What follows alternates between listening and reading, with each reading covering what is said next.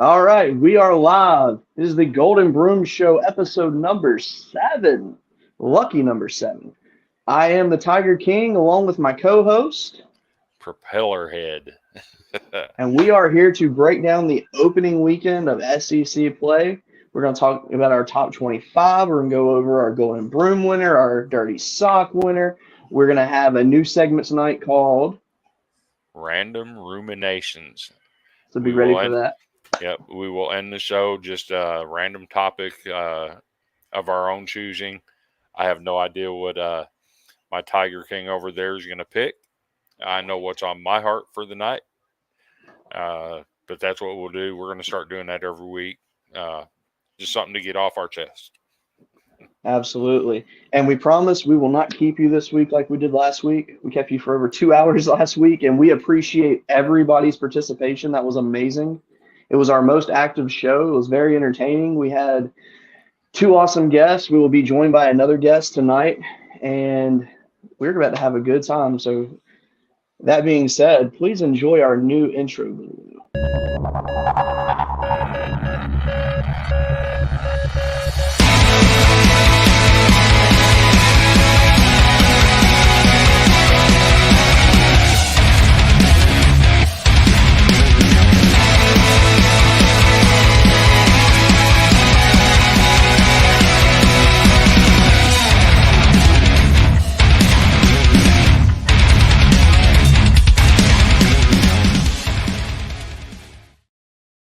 Man, If that just don't grab your attention right off the man, that pumped me get up that right there. blood flowing. Woo! Man, I love it. Man, we're Randy, here we go. Randy already talking. Well, I'm glad that Randy's watching. I'm so glad he's watching because we got to talk about them volunteers tonight. Yeah. But before we do that, we're going to keep it in order tonight, and we're not going to just throw off at random topics. So, first segment tonight, we're going to talk about the top 25, and there was some shuffle in it this week compared to last week, and I mean, you got a new entrant that nobody saw coming with Kentucky, and then you have a new entrant that no one else really saw coming except for this guy with Missouri. I mean, my God, I mean, this is the craziest rankings. If you would have told me preseason that Missouri and Kentucky would be in the top 25 after week 1 of SEC play, I would have said you're crazy. And then here we are. If anybody would have told me that Alabama would still be in the top 25 after the first week of SEC play, I would have said you're crazy. Yeah, I mean, it's just I picked Alabama to finish dead last in the West and be one of the 2 teams not invited to Hoover, but here we are, and they're still ranked.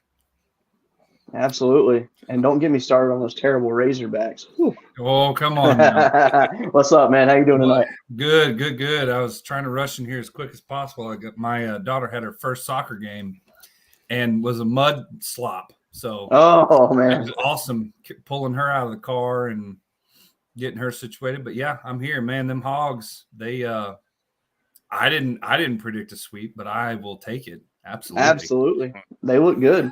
They really did. And now this weekend we'll find out who really is good.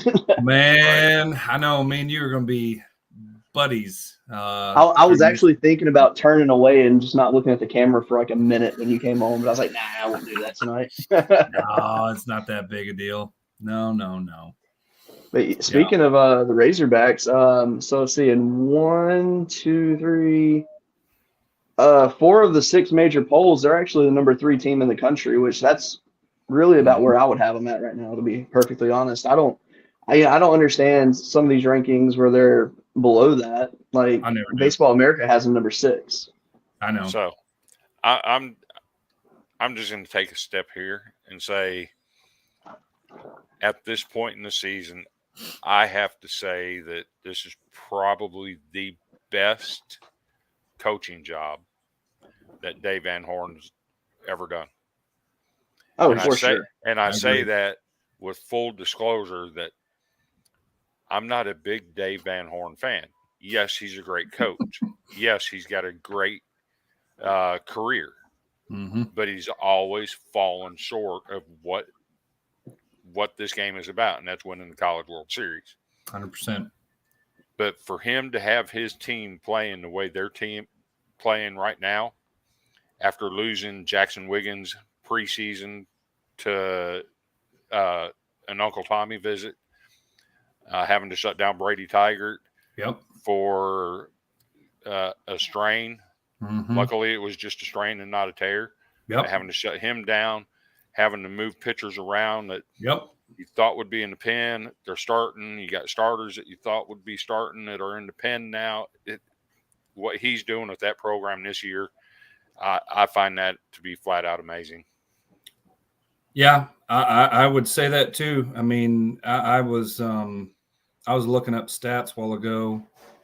Of course, I can't find them right now, but Hunter Holland has been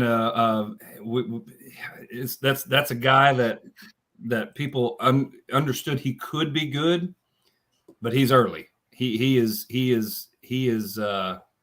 man, he's got some nasty stuff. I mean, it is just it's insane what I've been seeing from these pitchers that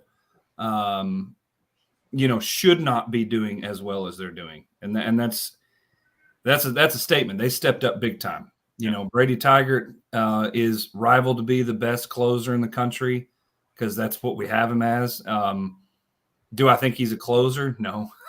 But do I think he's the best pitcher on the team to close? Absolutely.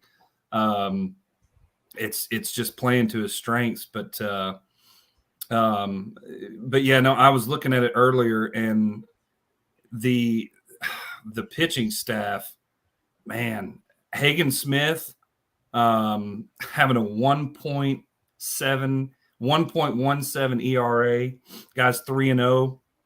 He's playing lights out. Hunter Holland is 4-0. Will McIntyre is another one that stepped up big time. And probably the biggest surprise to me was Cody Adcock. Watching him come out and play his, man, that guy, he has got some stuff. And I mean, there's so many more on here that haven't even played any. We haven't even seen him pitch yet. But Zach Morris, I think, is probably the oldest pitcher we have on staff, and he's not even the best pitcher we got. Right.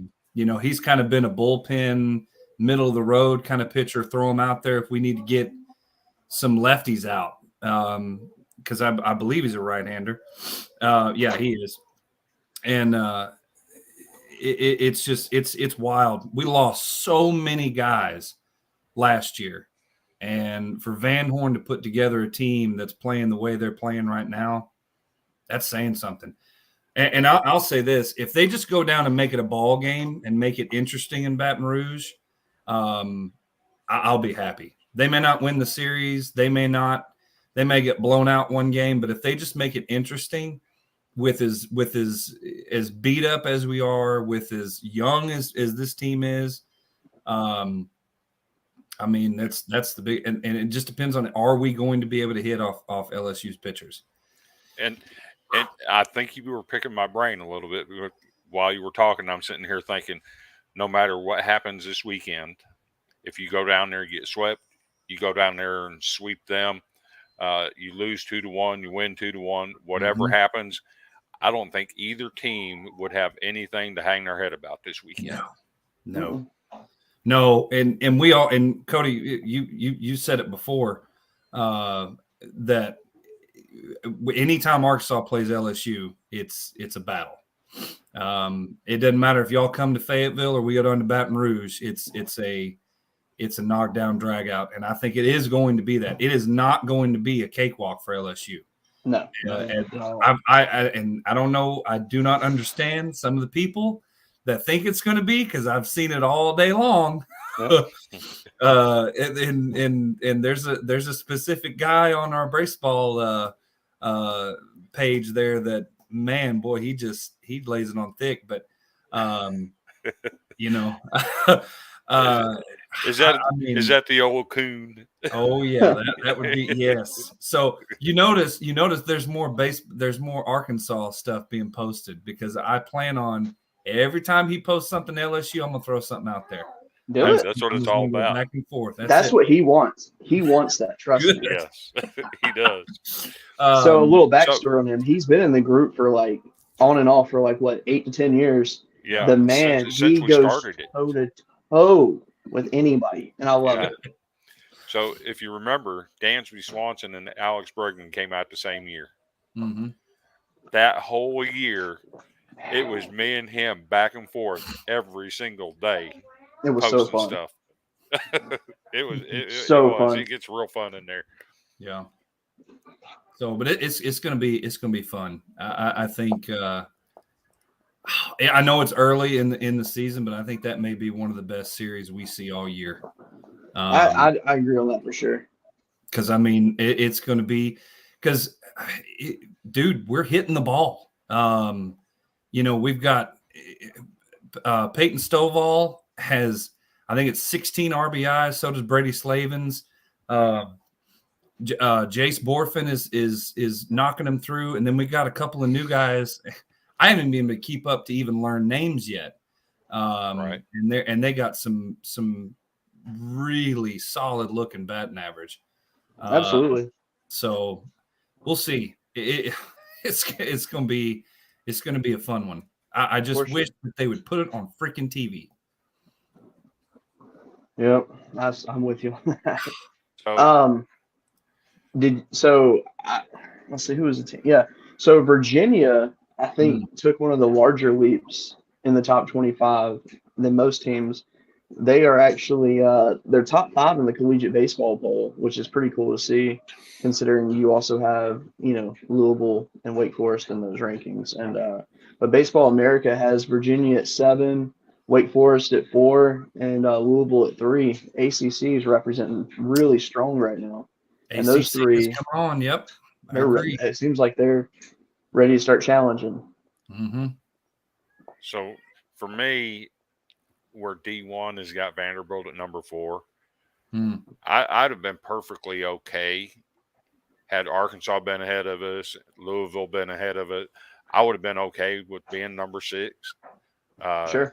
Just because we've had struggles this year hitting the ball. Apparently, we didn't have any trouble this weekend, but that's another story for another day. No, it's not for another day because I guarantee you we're going to talk about it. but I will say this: Kentucky, and we'll get to more on them a little bit later. I think they're the team that is being ignored the most this year. They lost a lot of people last year. They rebuilt through the transfer portal. That's where everybody came from. I don't think there's maybe 10 guys on the team that have been there over 2 years. That's something. And what they've been able to do so far this year has been really eye-opening for some. And Missouri, the way they're playing this year, full disclosure, they were my second team that wasn't going to be in Hoover this year.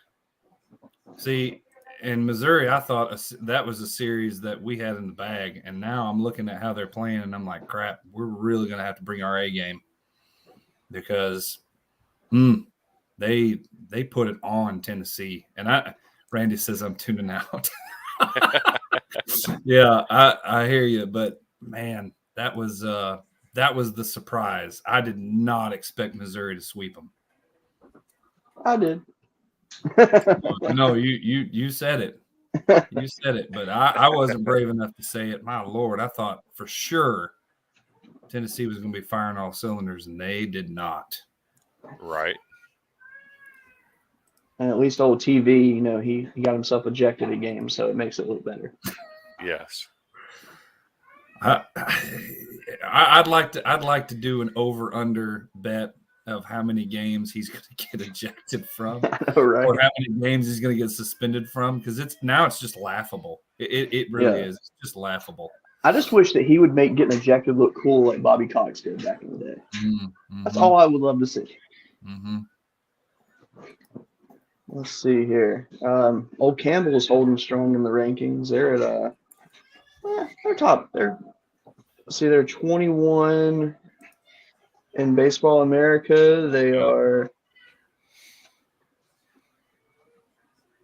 okay. Collegiate Baseball's rankings don't make any sense. They're not even ranked in that one. But yet, Old Dominion is, and Cal Santa Barbara is actually number 10 in the collegiate baseball poll, but not ranked like in really hardly any of the others. That's weird.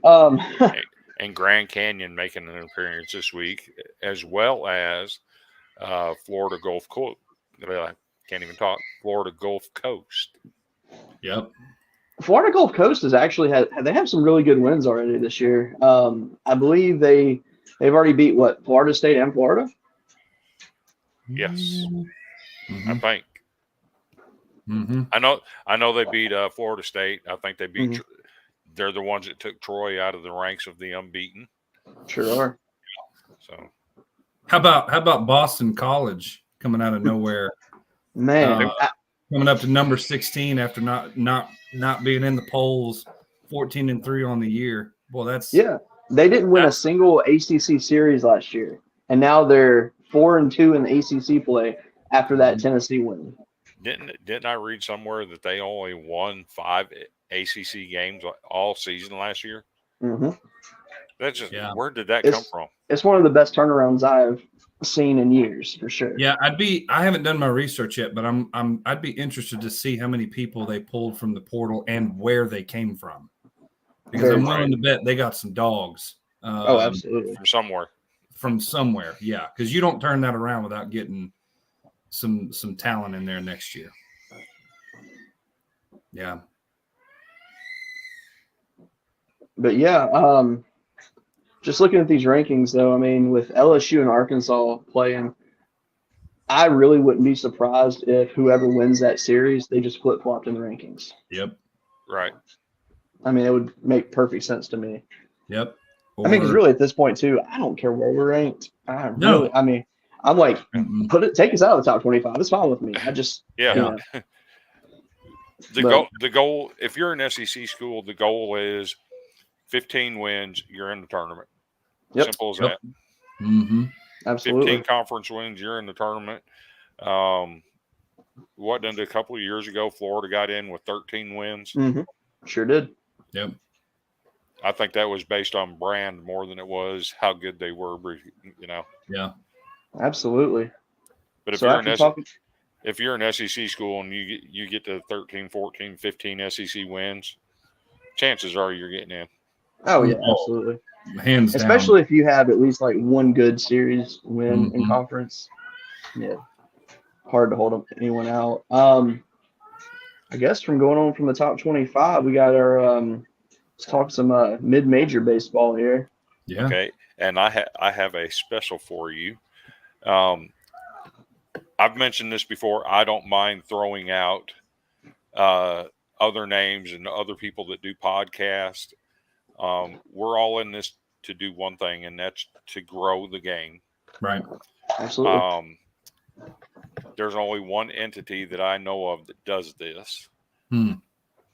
But let's throw up. Whoa. 11.7 does what they call the mid-major top 25 power rankings. Okay. I believe they're the only ones that do this. Is there any surprises in here for mid-majors that you see? And this helps me because I am really coming into this mid-major stuff. So, there's actually there is a team I see that's missing. I think Cal State Northridge, I think, deserves some more love, and that's the one team I would like to see put in the rankings. They're I want to say they're sitting at like 12-4, 14-4, and playing some really good baseball. They had Cal Santa Barbara this weekend, and I mean, I think that's really the mid-major series of the weekend for sure. So do you think Campbell gets up there and really challenges East Carolina going forward for that top spot in the mid-majors? Absolutely. Absolutely. They have to. Yeah. Now, the one question I have, though, on this, how is Cal State Fullerton 23 And yet UC Irvine is 15 after Cal State takes 2 or 3 from them. That's a good question. Great question. I guess just think, record, I guess. I think part of that's got to be from the record. I mean, if you can pair their schedules, I mean, Cal State plays one of the hardest schedules in the entire country. Yeah. Well, especially since this is power rankings, if they went in and beat them, they should absolutely be ahead of them. Right. It is weird seeing Southern Miss only at number 10 after, they had a lot of preseason hype to them, and then they just kind of just dwindled off over the last few weeks. A lot of that preseason hype, I think people forgot that their best pitcher left and went to Florida. That's very true. Very, very true. I'll go ahead and take that down. But I guess let's see. While we're talking, mid majors, we'll go ahead and do our special Southeastern Louisiana segment of the week and discuss how they currently now are sitting at 71 hit by pitches, taking a huge lead over everybody else by double digits, I believe. And they're also top 15 in walks. I mean, this team can get on base, and somehow they were left off the mid-major power rankings, even though they took 2 or 3 at Auburn a few weeks ago. So I'm like, come on. So, and that's actually a perfect segue, because being hit by all of those pitches, that's going to require some clothing to cover up all of them bruises. So let's get a word from Clutch Apparel and see what they've got to offer in that arena. You know what I like? I like to be comfortable. I also love representing my favorite sports teams. And in the Clutch, I am able to have the best of both worlds. In the Clutch Apparel is your one-stop shop for all things sports. They have officially licensed gear from all your favorite teams and players from the NHL, MLB, NFL, and more. They have sports classic tees from yesteryear and beyond. Check out their full website in the link down below. When you enter the promo code Variety Sports, you get 10% off everything site-wide. Feel comfortable with your sports apparel and go over to their website now at intheclutch.com. And don't forget to use our code Variety Sports to get 10% off. I like that. That was really good. That was the most pro segue. That was a perfect segue. That being said, I will not reveal who it is. I've already spoken to Chris about it, and I'll let you know on the side. But we actually have an agreement with a very big baseball brand to do some advertising with us. And so you think those commercials are good? You just wait. Just wait. Right. I'm ready. I'm ready to put together a good commercial. So that's awesome. I can't reveal that. I'm not saying anything. But you're giddy about it. Yes, I am. Because that brand is absolutely huge. It's number one. I mean, yes, realistically. Yes. So awesome. Very, very excited. Thank God my dad knows people. Speaking of brands, what brand of sock do you wear? I don't know about you, but mine are pretty dang dirty. Dirty sock. my socks. We're working 10-hour days now. It's our busy time of year. It gets kind of warm and sweaty, nice and stinky. I walk in them all day. Can't compare that to a baseball sock, though. It's true. But you know what's weird is when I take my shoes off, my socks, when they smell, they're 2 different colors. One of them's maroon. The other is like a red and a blue. And I don't get it. I wear black. Don't get it. So Respect. I don't. So are you saying you wear mismatched socks?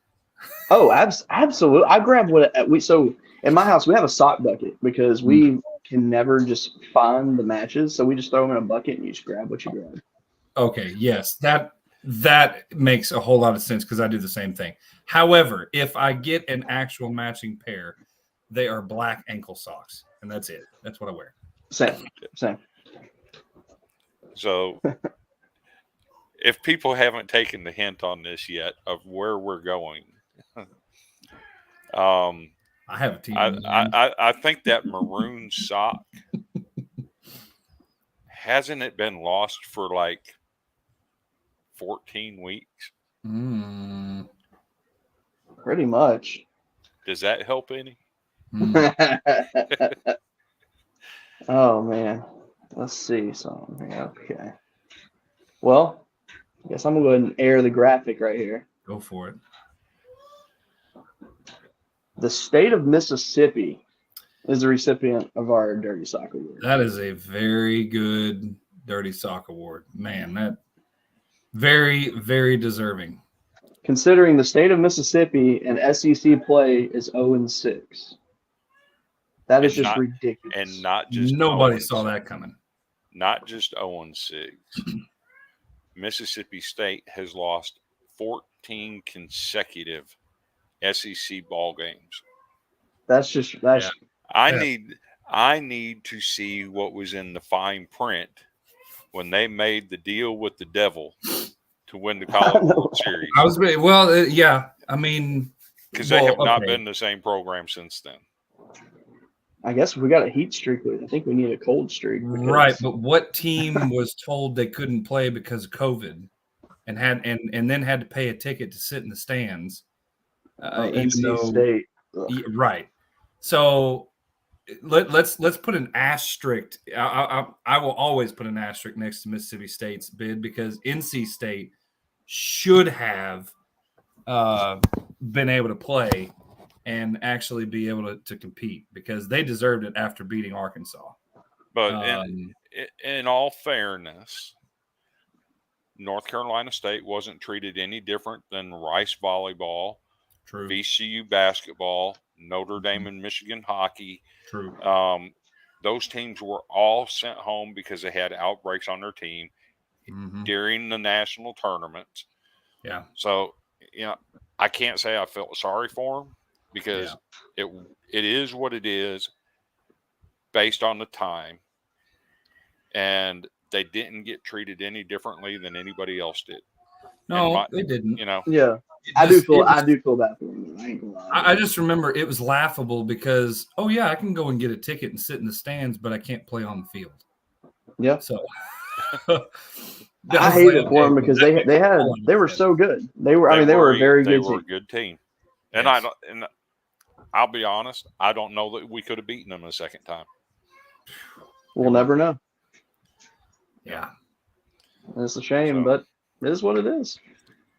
It is what it is. Yeah. So there will always be an asterisk next to Mississippi State for the championship that year.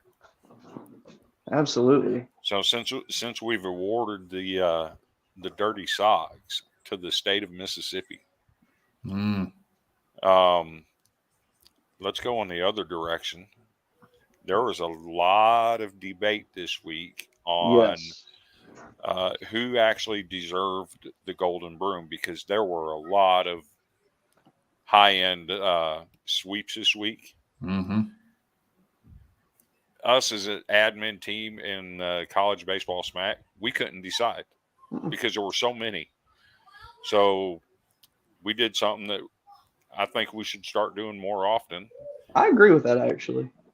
We put it up to a fan vote in the group. We let the people in college baseball smack decide who they thought was going to win. And this week's Golden Broom was not decided by the admin. It was decided by the fans of college baseball. And Cody, can you reveal what the fans decided? I can.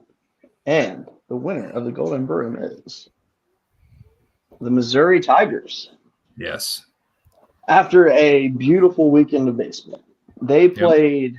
I mean, they played to a level that no one expected. And I mean, yes, did I pick them for the sweep? Yes, I did.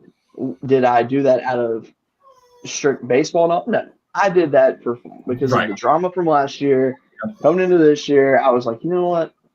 I want to see it happen. I had this belief in them of they're just like they're hungry and they want it, and it happened to pay off this on this prediction, and I will take it. That being said, I personally did not vote for Missouri for the Broom, but I do 100% agree with them getting it. And I'll be honest, my team was up for the Broom because of the way they handled the number 3 ranked Ole Miss Rebels. Mm-hmm. And full disclosure, I didn't vote for my team. I voted for Missouri because I feel like sweeping number 2 out of nowhere deserves more credit than sweeping number 3 as a ranked team. Yep. Absolutely. So I 100% concur with that. My team was up too, but to be honest, Arkansas should have taken the series from Auburn. So big whoop, we swept them. I mean, it's hard to sweep in the SEC, but the real deserving, absolutely 100% is Missouri. Tune out, Randy. I know we're talking about Tennessee, but I'm sorry. Missouri put it on them and put them on hard, and it was nasty and early. And if you remember, I think Randy mentioned it last week that if you wanted to get Tennessee, you had to get on Dolander Friday night. Yep. And what we've seen is I think they've laid the recipe on how you can be successful against Tennessee. Yes. If you get on them, you can't start chirping at them. No. Because they thrive on the chirping. They thrive on the drama. Yep. And Missouri didn't do a whole lot of that. Matter of fact, on Saturday, I think I might have seen 2 or 3 posts all day long about Missouri beating Tennessee on Friday night. Yep. That was low key as I've ever seen low key beating a number 2 team in the country. Agreed. And that is probably one of the best well-coached teams that are playing right now in the SEC because of that. Oh, yeah. They're not showy. They're not trying to, go out there and what I call rock Riggio it, where they're prancing all over the field and everything else. They're just there to play baseball. And they played baseball against Tennessee. And their pitching was just, I mean, you couldn't ask for better pitching. I mean, they literally held them to a 132 average on the weekend, only allowing 10 hits. That is insane. Considering what we saw from Tennessee last year and coming up to this weekend this year, I mean, yes, their offense is not as good as it was last year, but it's still a very good offense. Mm-hmm. And then holding 10 hits in 3 games, you couldn't ask for a better weekend. Yeah, that's just unheard of. I mean, nobody saw that coming. So hands down, Golden Broom Award winner, no question. That's what I chose on the poll. So, and we mentioned it last week with Kentucky getting their 11th straight win last week. Mm-hmm. We do have some very hot teams in the country right now. Yep. One of them kind of got ignored because this alert right here has become somewhat of a jinx. That every team we've given it to so far has ended up losing within 2 games of being given a heat streak award or not an award, an alert, because that's what it is. We're alerting everybody that, hey, this team's pretty hot right now. Mm-hmm. We've got a couple of those to give out this week. Missouri, you got me talking Missouri. Kentucky has won 14 straight ball games. That's pretty impressive. Again, because the way they've built that team, that's quite an undertaking to win 14 straight games to build a team that way. Right. Another team, I've already mentioned the coaching job that Dave Van Horn is doing. And Arkansas has a heat streak. 14 straight, right? I think it's 14. Well, they demolished SEMO tonight. Okay, then they're at 14. 12-2, so it's 14. Yep. So that's pretty crazy. And the one team that didn't get theirs awarded properly was LSU. It's still not going to be awarded properly. What are you talking about? And like I said, it's a jinx because once they hit 14, they went out and got thumped by Hey. Texas A&M. If That game I've got to pissed me take, if my team has to take the heat streak, your team has to take the heat streak. So LSU has the heat streak. and the curse hit us too. It got us. I mean, and you know what's really bad about how we lost is the fact that the pitcher on the mound was Christian Little of all people. Yeah. Mhm. He just, it was a weird weekend for him. The whole team. I mean, Remember, he was buried on a depth chart last year, passed up by numerous freshmen, but he's never been on a deeper pitching staff than he has at LSU, and he's starting for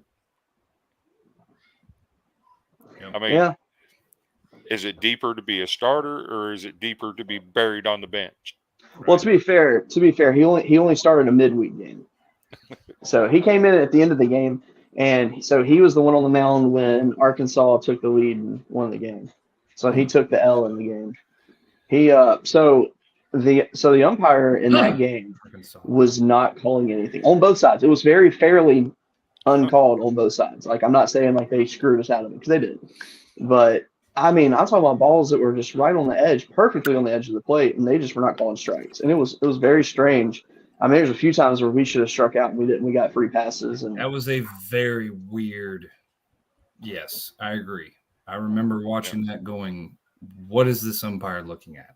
Yeah, and it was a shame. And I mean, Christian came in, he inherited the bases loaded. So I mean, that doesn't help. And then I mean, he gets an out, and then the floodgates open, unfortunately. And we looked like we were about to get the sweep, and I was going to be like, all right, here we go. I can put us up for a golden broom this week. And then, yeah. So, but nevertheless, it was a very good weekend for LSU, and I really enjoyed what they did on the road, and just ready for this weekend at home. Anytime you can go on the road in SEC and get a series, you're doing good. Yeah. That being said, sweep is extra. Yep. Right, South Carolina goes on the road and gets that sweep at Georgia, who had been playing some really good ball. I didn't expect. I didn't expect that at all. I thought Georgia would squeak out too in that one. So, and I think I took South Carolina to take the series, but I didn't accept it. I didn't think a sweep was going to happen. And then you got Florida. Mm-hmm. They had a nice weekend. They did. Yeah, Florida has done better this year than last year. They were they had good ups and then they had really bad downs. This year Florida looks pretty steady, pretty consistent. So we'll see. But yeah, they had a good weekend. And speaking of South Carolina, let me double check this.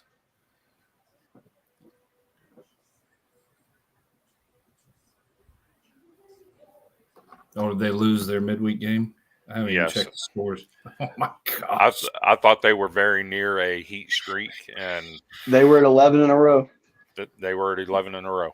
Well, if they do what Arkansas does, those are not your starting guys for your midweek game. So they're probably trying to get some guys in, get some throws in. But I mean, you got to win your midweek games. You got to find a way to put them together and put them. I mean, that's just terrible going into another weekend series.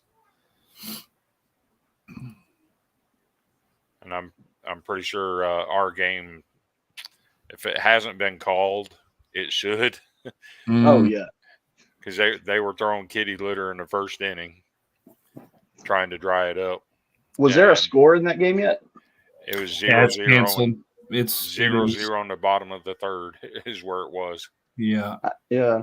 Canceled. They canceled it. That's good. Yeah. They no reason. That's the right thing. Yeah, for sure. Mm-hmm. No reason to risk injury if you ain't got to. Oh, exactly. Is there anything else in the SEC that caught your eye this weekend? Actually, yes. And so in the SEC, right now, there are 8 different statistical categories where either a player or a team is ranked number 1 in the NCAA. Mm-hmm. And Okay.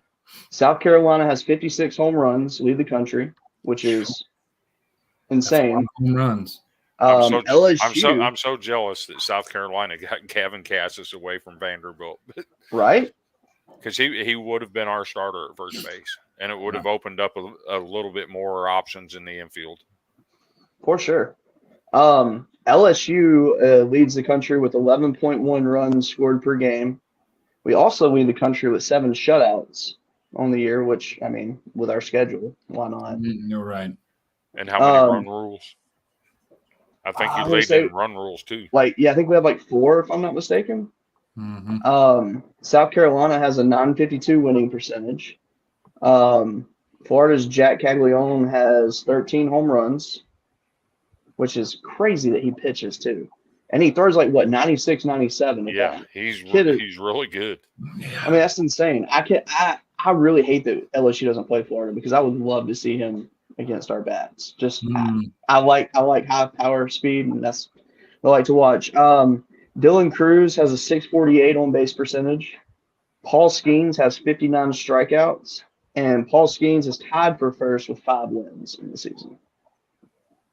Jesus. And I don't think Skeens is going to touch a bat this year.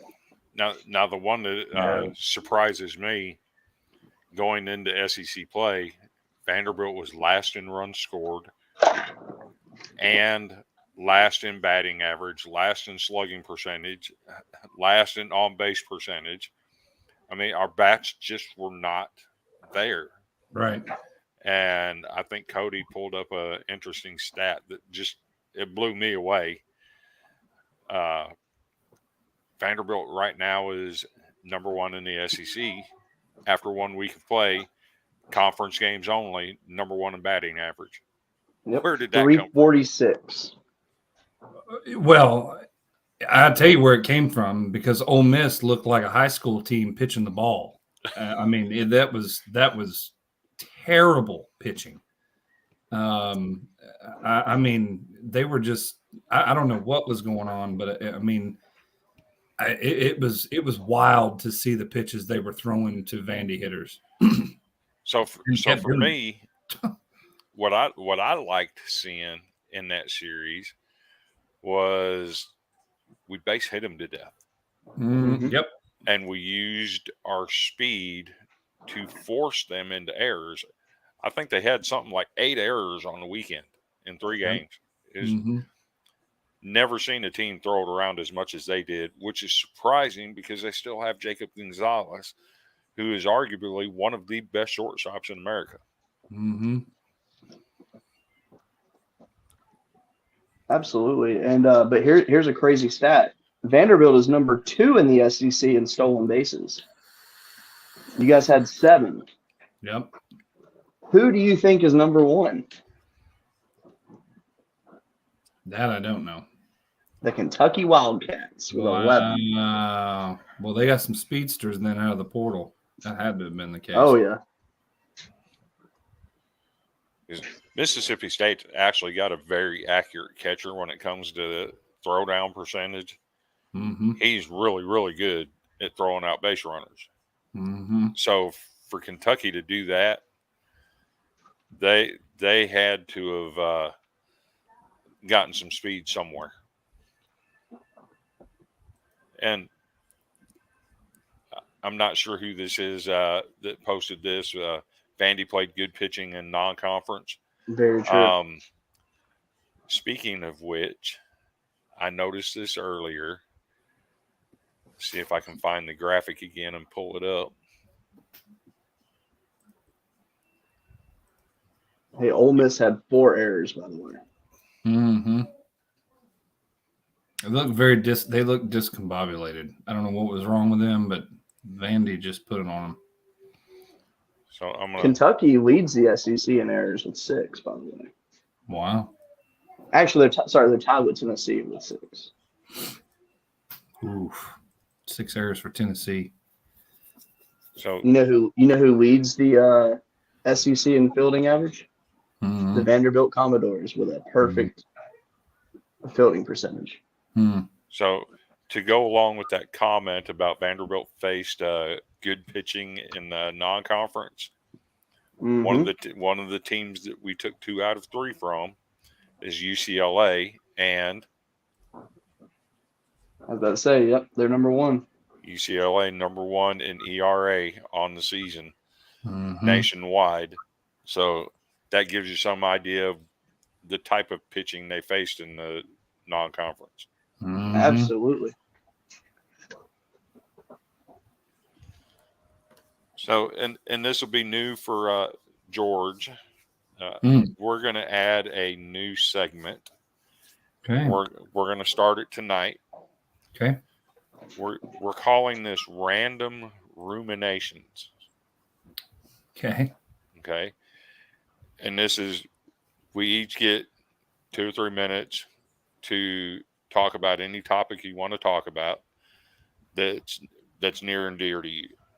Oh. And since I kind of brought this up to Cody, I've seen this done on several other podcasts. I'll go ahead and lead it off. Okay. So a big issue for me that I care about is mental health awareness and suicide prevention. As an admin of College Baseball Smack, if you ever have any issues with mental health or you feel suicidal, do not be afraid to reach out to somebody. My inbox is always open. I'll be glad to talk to you. If you don't feel comfortable reaching out to another person, there's always the suicide prevention hotline, which now is a 3-digit number instead of a 1-800 number. That number now is 988. If you're ever having problems, don't be afraid to reach out and get some help. There's too much mental health going unchecked in America today, and people are always available if you have problems. Yep. So, and with that, I'll let one of you guys go. Sure. So a big thing for me is honestly, and this, I don't know how people look at it anymore, but for me, with really just like hunger issues throughout the country.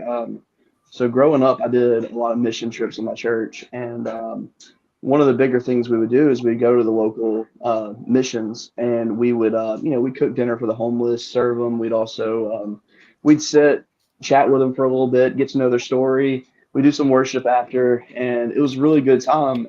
Excuse me. And right now, the homeless I call it a pandemic because it's just, or epidemic, I guess you could say.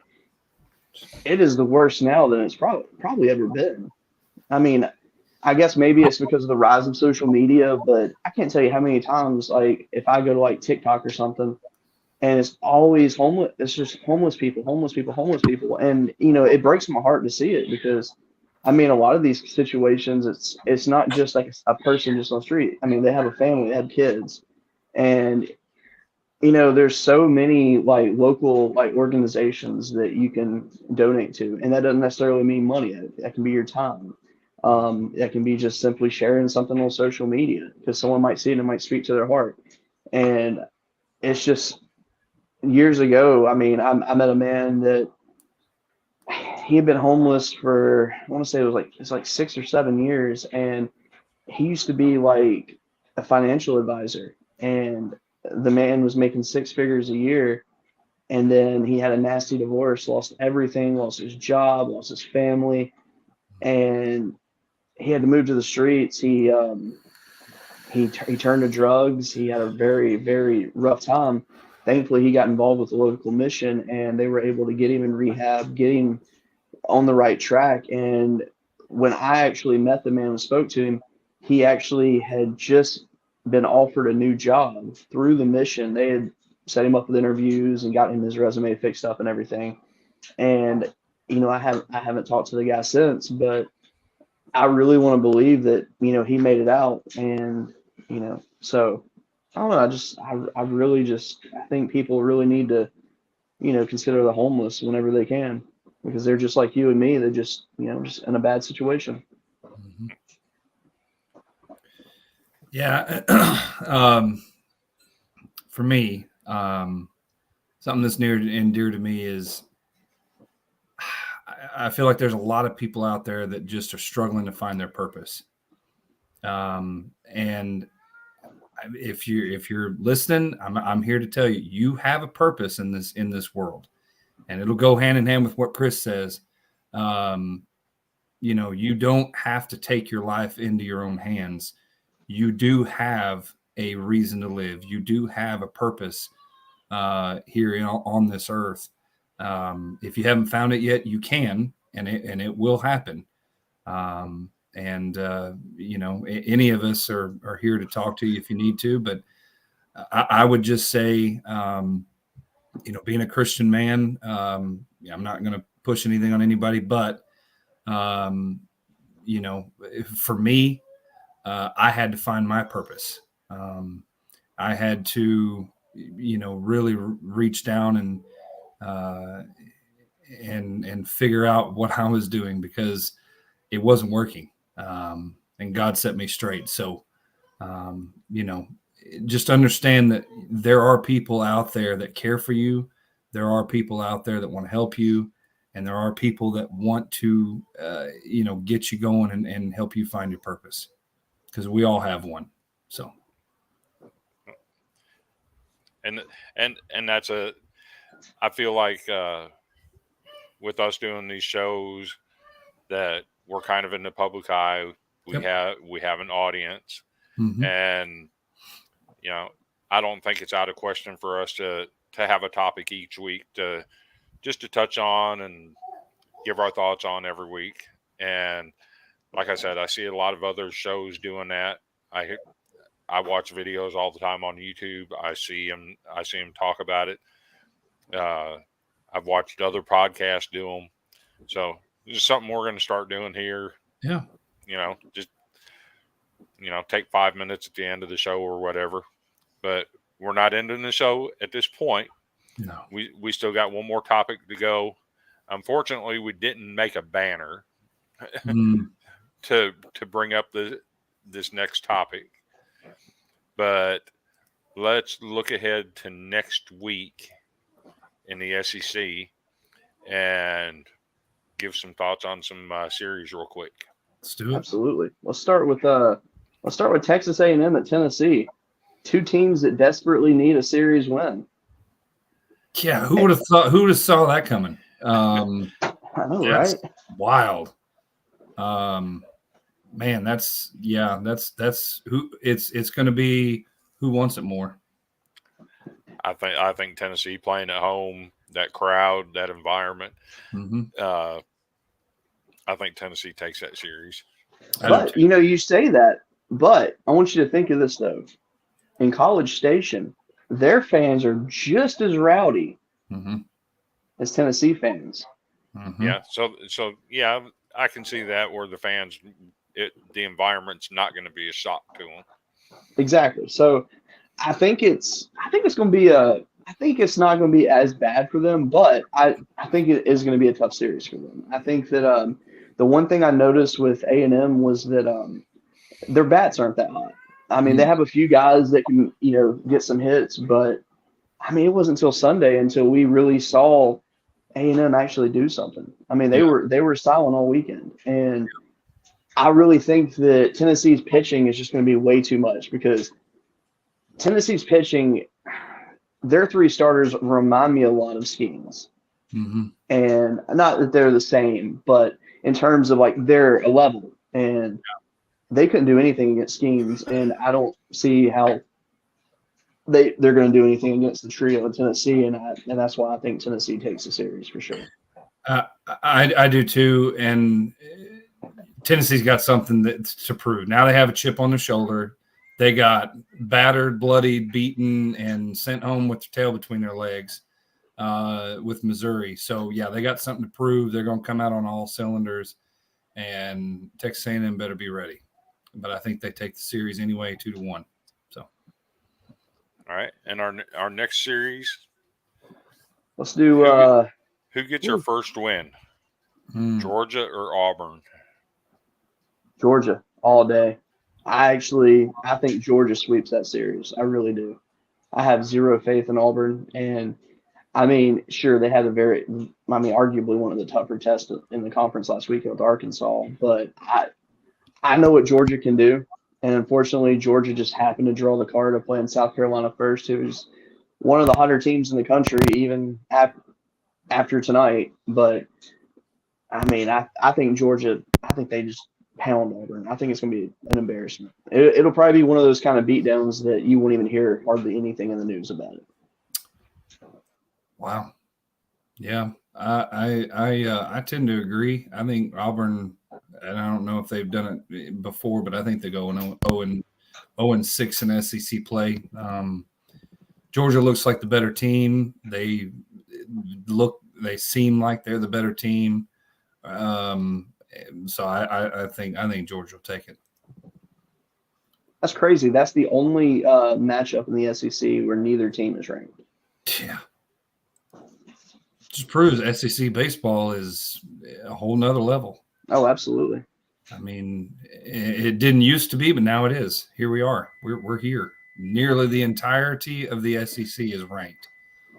And I want to send out a SOS, by the way, for Hal, because Chris lost his sound. Oh, no. Oh, no. I can hear him clicking.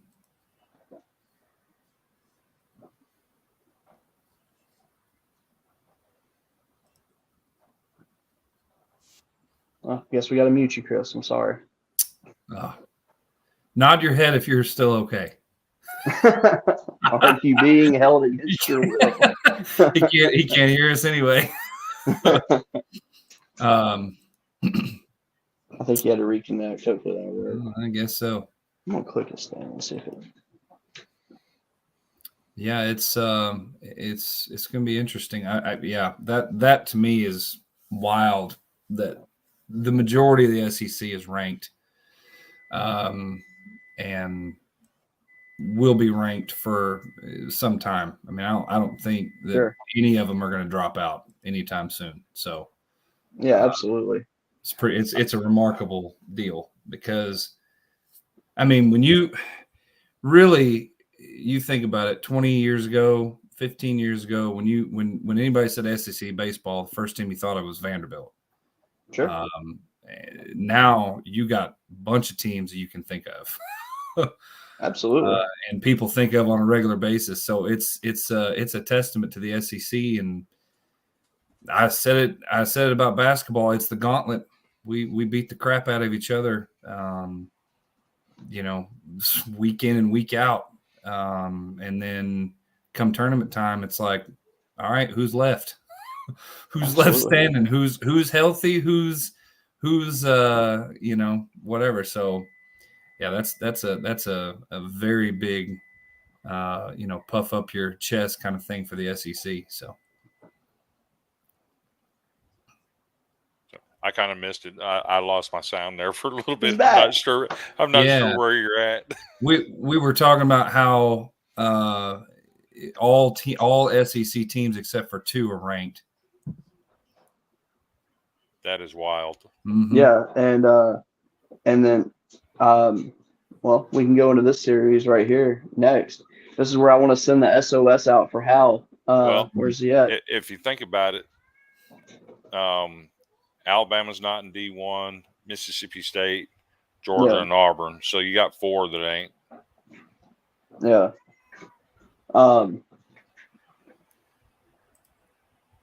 Yeah, I guess so. Yeah, we're about to talk about that one. So let's talk real quick about Vanderbilt, Mississippi State. Chris versus Hal. It should be a boxing match, except for Hal's afraid to show his face, and it's killing me.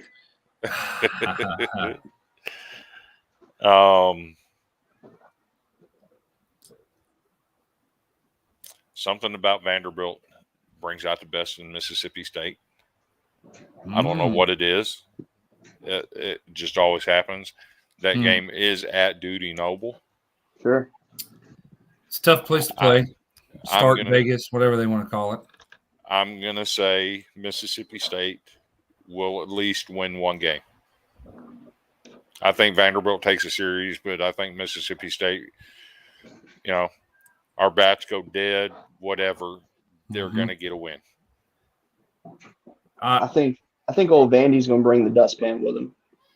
I think they're going to be 6-0 in the conference after this weekend. I'm rolling with that train. Vanderbilt's on another level right now.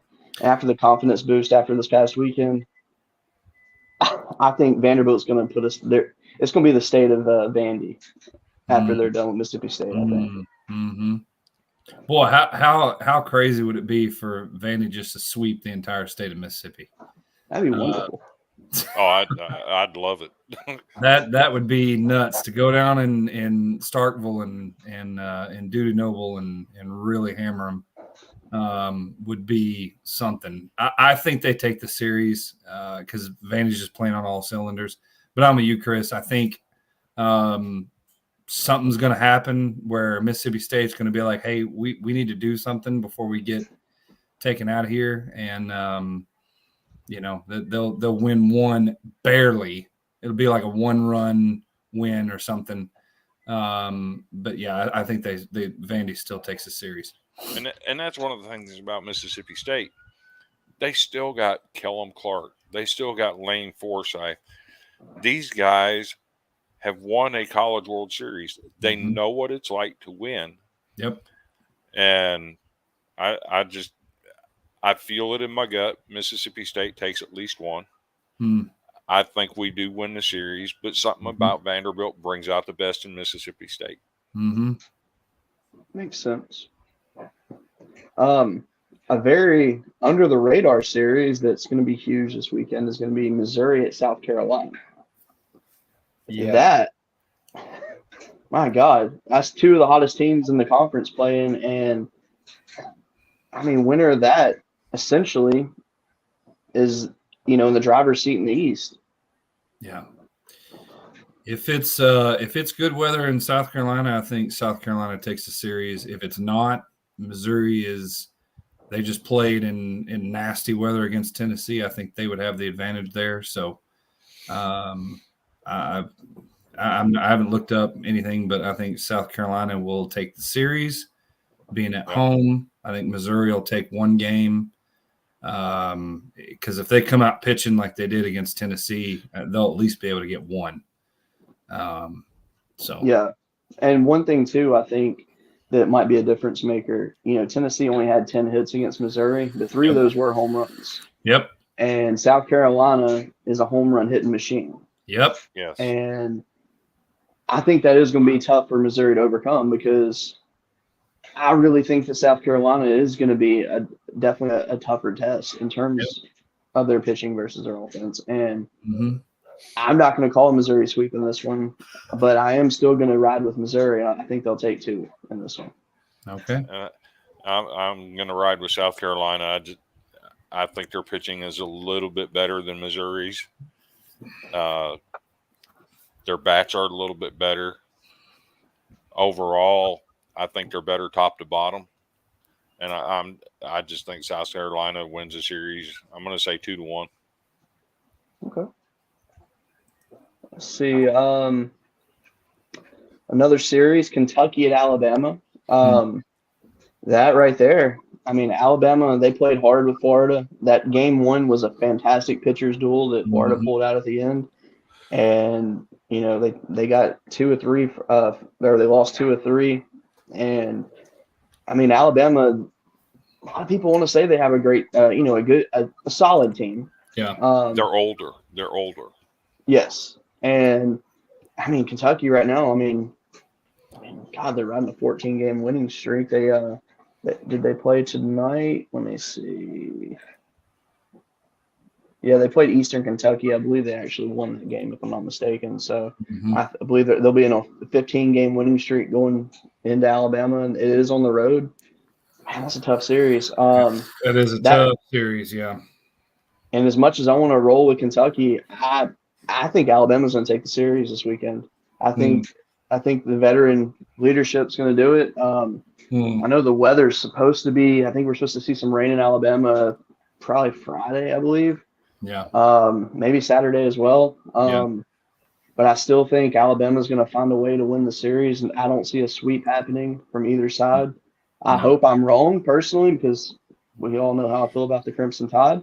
But I mean, I'm put it this way: I'm the guy that the SEC tournament I go every year. A few years ago, I wore my Roll Tears Roll shirt in purple and gold, and as they got eliminated from the tournament, I went and stood right by the team and posed for a picture with them.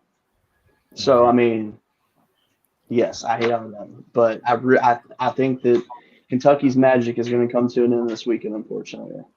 And our guy Randy off the top rope, still sour from Kentucky getting Tennessee last year with the people's elbow off the top rope. Yeah. Yes. Yeah. Well, I am going to go against you and say Kentucky's going to take it. I think that Alabama is going to falter, even though they're at home. I think Kentucky, coming off that sweep, I think they're going to come out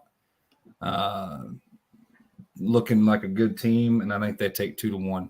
So I'm rolling with Kentucky.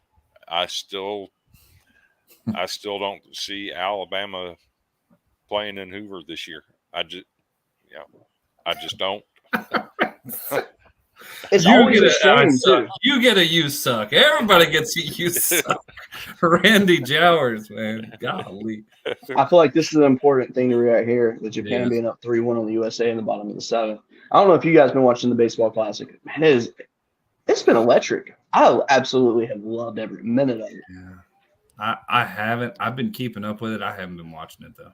Just go look at some highlights online. I mean, the crowd is insane. Yes. They said the crowd the other night when America hit the home run against Cuba was elite. And I'm like, man, I saw a crowd on Saturday and Sunday twice. Well, Friday. Was it Friday and Sunday? Yeah, Friday and Sunday. Break out singing Enter Sandman. Yep. And I'm thinking, that was awesome. How is the crowd in Miami better than that? I don't know. That's crazy. I love the passion that people have for baseball. And, a lot of people say, oh, baseball is boring. No, it ain't. And these fans are amazing. I'm so happy they're showing out. It's so needed for the sport as a whole. And I love it. I love every second of it. Let's see. I agree with what Randy's saying there. Big series to talk about, Florida and Ole Miss. That's a good series right there. Will Ole Miss bounce back? That's the key. I think they are. I think that they definitely got a big reality check. I think that Florida is arguably just like a bunch of other SEC teams, one of the hotter teams in the country. They have some very good talent down there because Chris's favorite coach always recruits some good players down there. Yeah. But no, I think that I think Ole Miss bounces back. I don't think they get swept. I do think Florida does take 2 though, and I don't like to pick that. But yeah, I think Ole Miss. I wouldn't be surprised if they actually won the first game of the series and then lost the last 2. That's a tall order, calling Ole Miss to beat Sproat. That's why I'm doing it. I just don't see that happen. I think Sproat is going to be one of the handful of pitchers that's up for pitcher of the year in the SEC. He's a Golden Spike Award. He's legit. Sure. Speaking of Sproat, he had a complete game or whatever. I saw this stat today. I cannot remember the player's name off the top of my head, but he plays for West Virginia, and the kid's already thrown 5 complete games this year. Good night. That's unheard of. And he's got a below 3 ERA, by the way. Wow. Yeah, it's absurd. Oh, gosh. I think every series I'm going to see a comment from Randy that whatever team they suck. Whatever team it is, they suck. I love it, man. I love it. Golly. I agree with that, though. I've always had a bad taste in my mouth with the state of Florida, but yeah, Yeah, I'm with So it. That being said, so though, my dad was friends with one of their former coaches, Andy Lopez. So I'm like, Um, I liked him back then. So and that brings back bad memories for me for him to say that, because mm, back in, I think it was like 2006 or something, is 2011. Vanderbilt and old Tennessee were playing in football, and Tennessee won the game in overtime. And they go in the locker room and they break out singing, "We don't give a damn about the whole school of Right. Vanderbilt, the whole school." yeah. So I can just hear him singing that. Don't give a damn about the whole state of Florida. Yep, I hear it. I hear Well, it. if you hadn't heard, Chris, Randy just announced that Tennessee's back. They took down the mighty Western Carolinas. Boy, they're firing on all cylinders. I give Tennessee their props though, because their starters did not play tonight. Oh, yeah. So it's Well, good to know your depth can win you a midweek game. There you go. they actually did play. Randy did message us and tell us that after they got the lead, he started using some of his starters in backup roles. That's weird. That's weird. That's Pulling in weird. your starters late in the game like that, but Yeah, that's weird. there's a reason he's an elite coach. So I'm not gonna hate on the guy. On that. Hey, we run ruled SEMO tonight, so I'm not worried about it. Hey, we Speaking got of running canceled. rules. You got canceled. You get to play. Back to what we were talking about. So Ole Miss, well, that's a tall order, with Sproat, but you get past Sproat. I know Florida's good, but do they have good enough pitchers to keep Ole Miss bats from getting hot? And I don't think they do. I think Sproat is like we said earlier. I think he's going to be a watch list for Golden Spike Award. The dude is just outstanding. However, you get past him and you play Saturday and Sunday. Well, who else they got that's going to be as dominant? And I don't think it's going to be, a dominant performance. And I think Ole Miss is going to come out and take the series. I really do. Based on what I saw from Ole Miss this weekend, the way they throw the ball around the infield, Florida gets a couple guys on base and starts running, playing a little bit of small ball.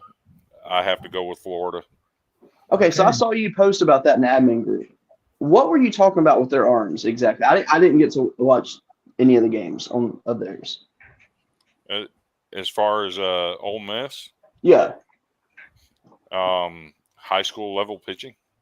Yeah, they looked terrible. But you got to remember, they got Mike Biacco as their coach, so you don't think he has absolutely just run them in the ground since that sweep, because I mean he's not one to take losing lightly. So I think they'll to be fair, this is the same guy that everybody thought was going to be fired going into the postseason last year. True.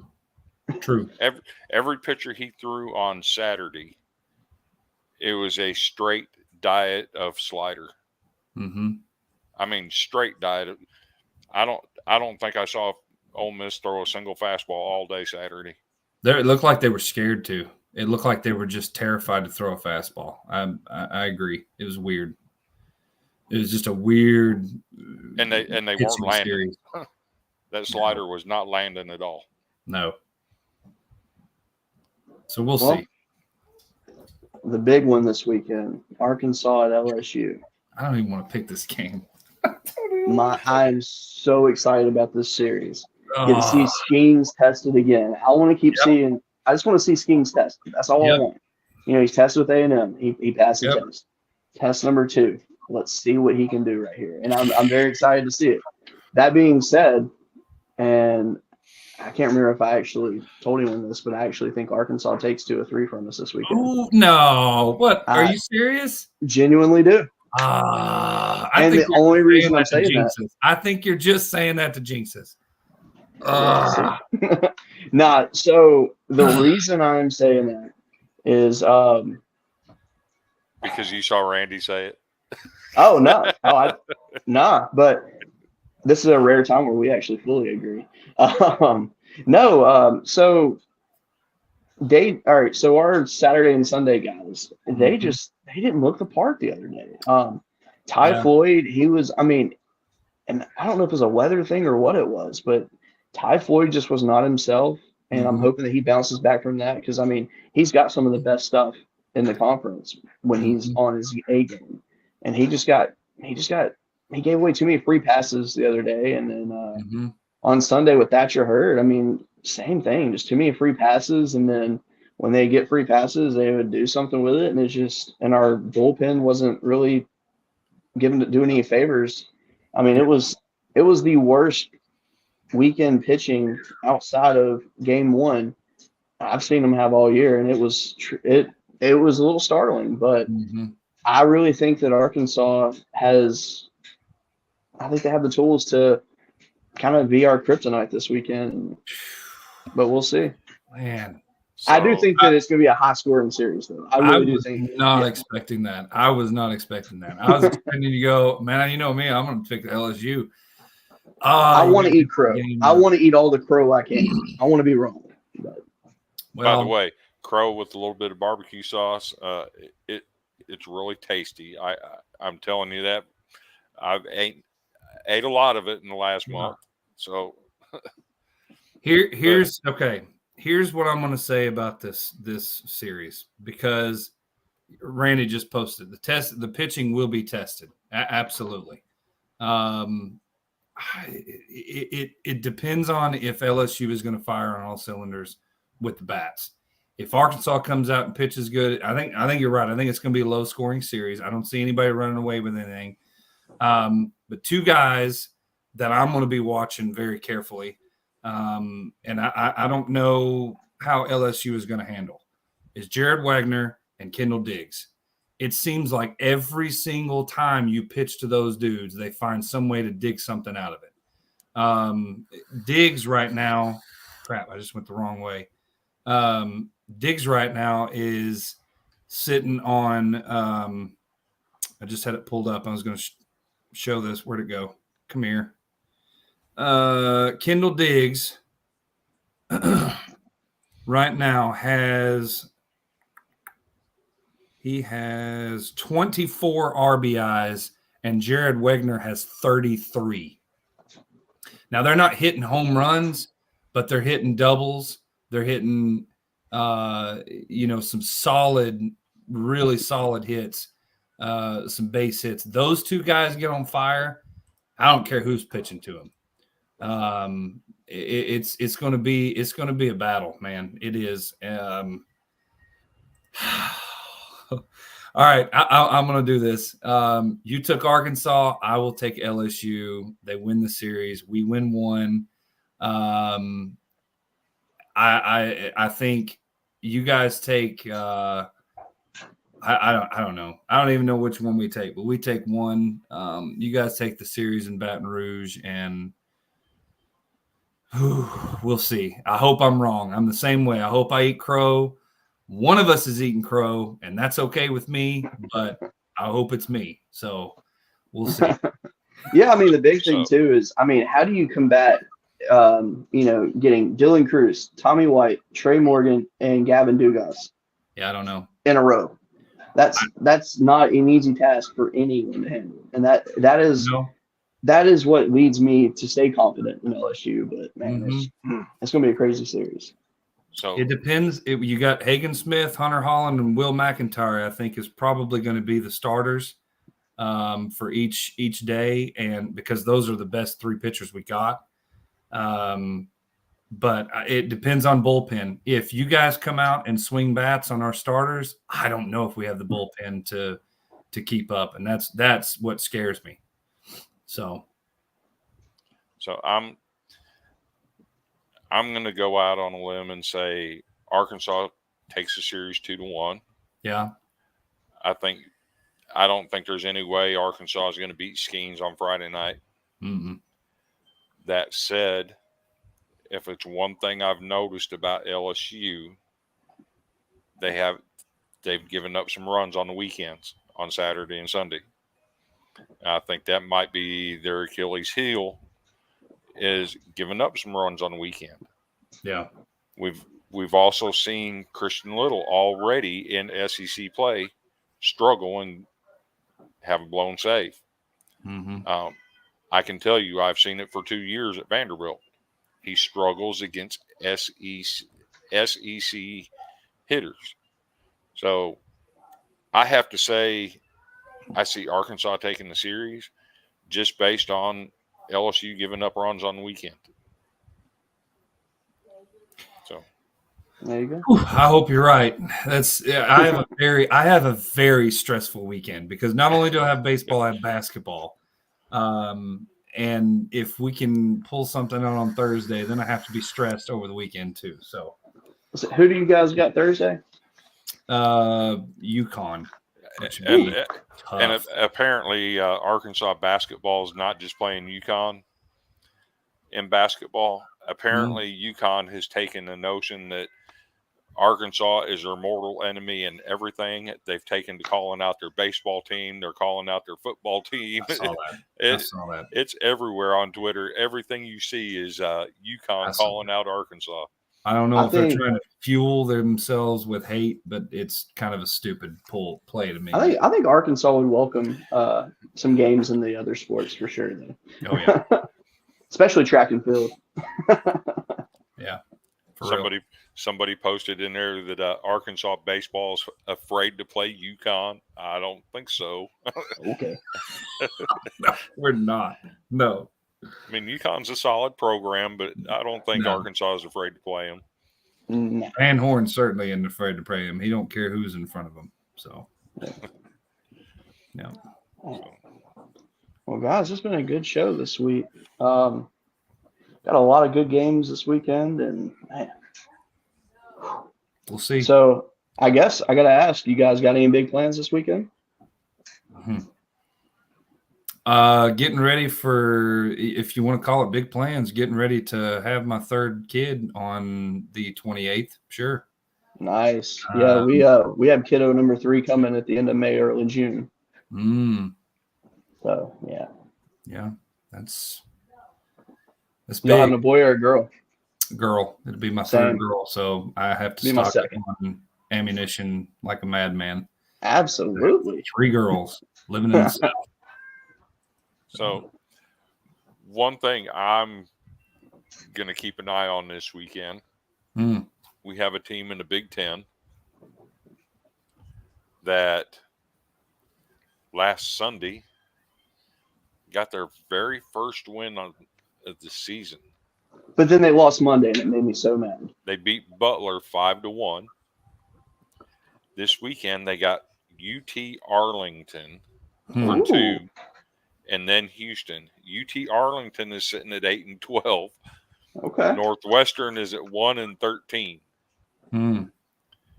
So I think I'm going to take Northwestern. I kind of want to keep my eyeball on that to see if Northwestern can scratch out a win or two. U.S. just took the lead on Japan. Really? Wow. Yeah, it says Swerve's homers for America 3-2. Japan's. Oh, never mind, not the lead. 3-2 Japan so far. So they homered, so we're getting closer. Hey, we'll take it. There we go. So Chris, what do you think about Vandy and UAB tomorrow night? It's at Memorial Gym.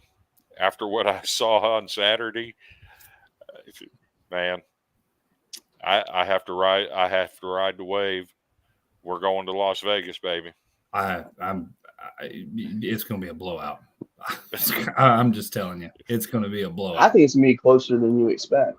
It may be, but I'm expecting it to be 20 points or more. I don't know. I have faith in UAB. They took out FAU once this year, and then conference championship they didn't do so hot. But their guard Eric Gaines, he was with LSU last year, and kid is a stud. He really is, and he's their minutes leader at UAB, and he's got a good 3-point shot. And I mean, honestly, though, who am I to But doubt Stackhouse? That man, he is doing one hell of a job with that team right now. has he played against a guard with the speed of Ezra Mannion that can play defense the way he does?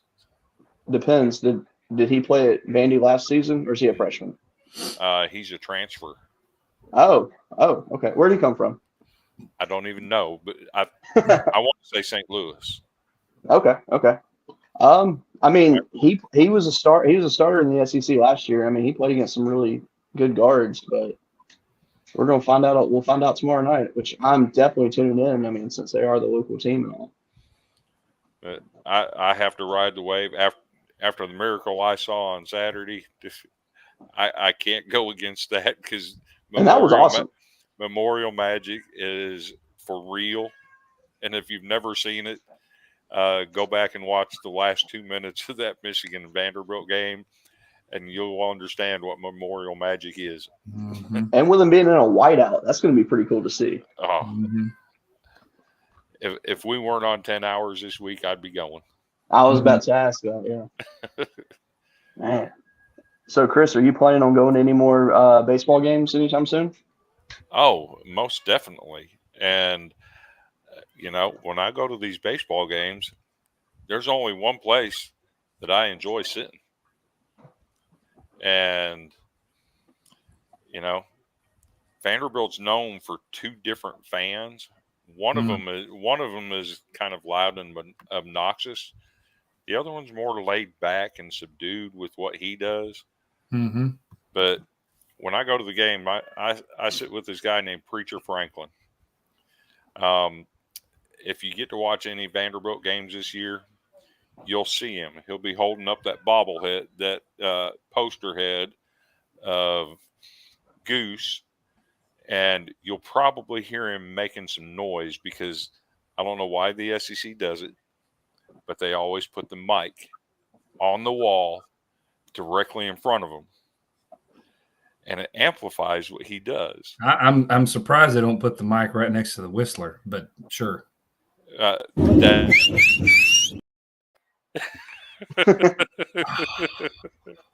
God. Remember, there's two whistlers. Preacher's the less subdued. That was Preacher and his whistle there. So, if Vanderbilt pulls out a sweep this weekend, that clip is going to be played quite a bit on next week's show. Of course it is. That is, I'm sorry. I have to mute the TV when Vandy is playing anybody during the SEC tournament. God almighty. I was so annoyed. I was like, oh, just mute it. I was like, oh.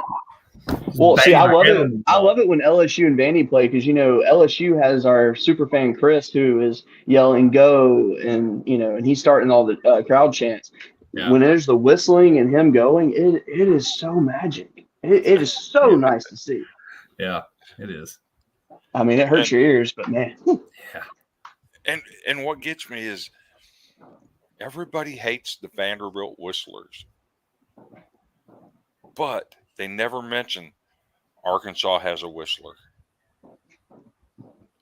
Auburn has a whistler. Wait a minute. The whistler, Arkansas has the Ric Flair. That's our thing. Arkansas also has a whistler. Well, yeah, but he's not near as prominent as the Vandy whistler. Y'all whistle the whole daggum game. Our whistler may do it every once in a while. But every team has one. Oh, yeah.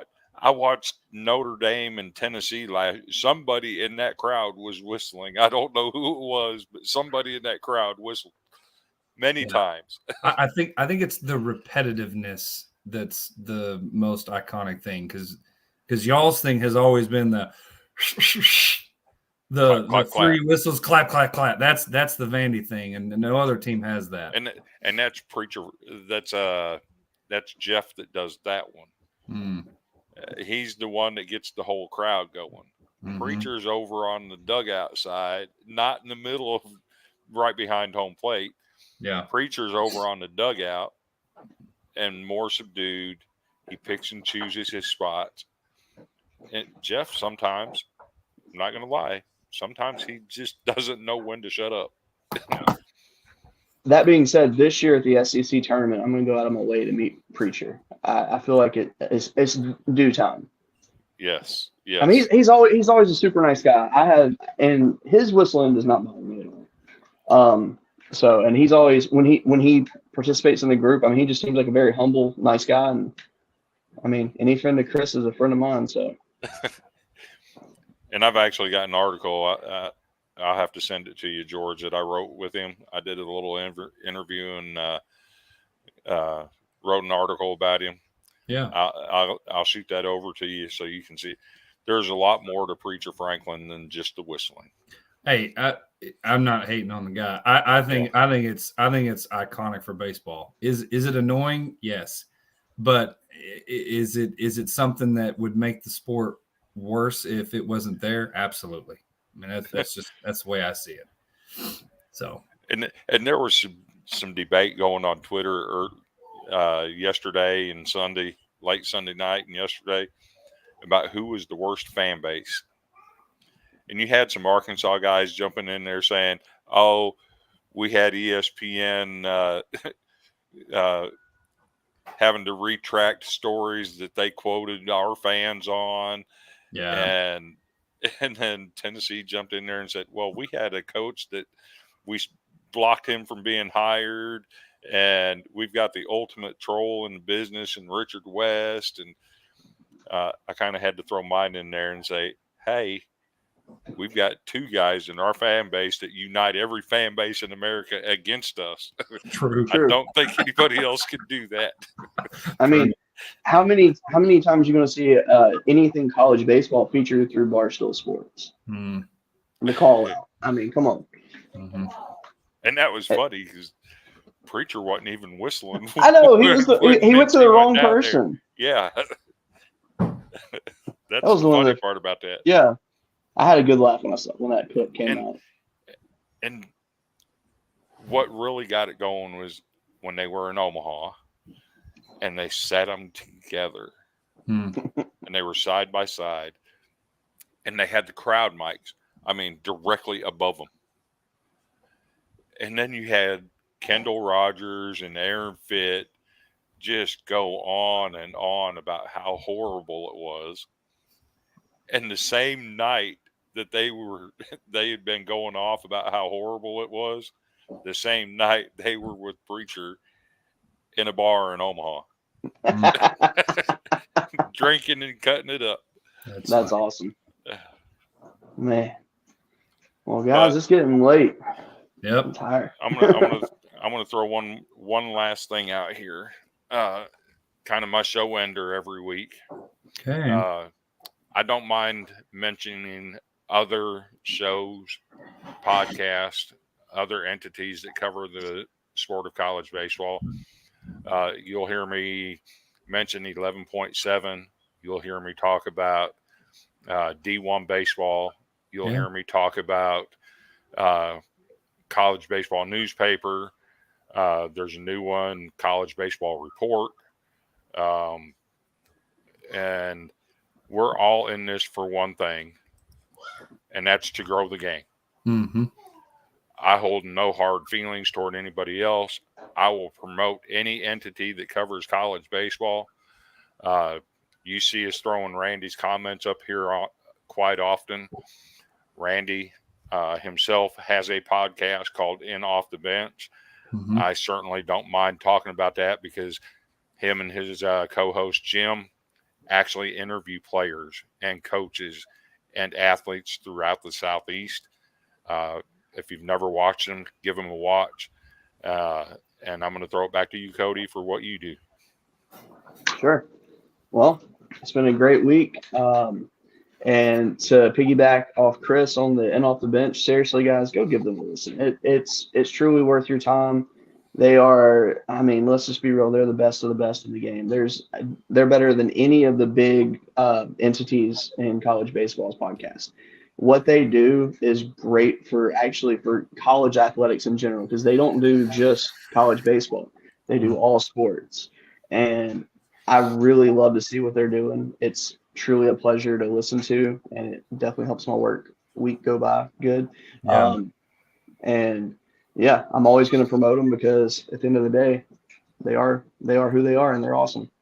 And we are going to grow the game. That's just how it's going to be. Well, go ahead. Yeah, I was just going to say, contrary to popular belief, I don't like a whole lot of sports podcasts. Sure. But I will say In Off the Bench was very enjoyable. And I think they do a very good job at keeping it, really entertaining and enjoyable to listen to. So, absolutely. Yeah, Randy does a phenomenal job. So, very good question. This will be our last question of the night. Mm-hmm. So you can find them on all your major streaming platforms. I personally listen to them on Spotify. You can just find them at Off the Bench. I believe they do a live YouTube, or they have a YouTube channel as well. Yep, they do have a YouTube channel. So yeah, pretty much anywhere that you listen to your podcast, you can find them. And they also have a group on Facebook for their group, or for their show, and you can join it. And Jim's always posting, like updates and all that. And it's very, very good stuff. So yes, definitely give them a shot, and you will not regret it whatsoever. So on that note, guys, we definitely appreciate, and ladies, if you're listening, we appreciate everybody that's tuned in tonight. We appreciate all the comments, questions. Look forward to a great week 2 in SEC play. And honestly, after last weekend, it's going to be hard to top, but I have a feeling that it's going to be just as good, if not better. So that being said, thanks for listening, and we'll see you again next Tuesday.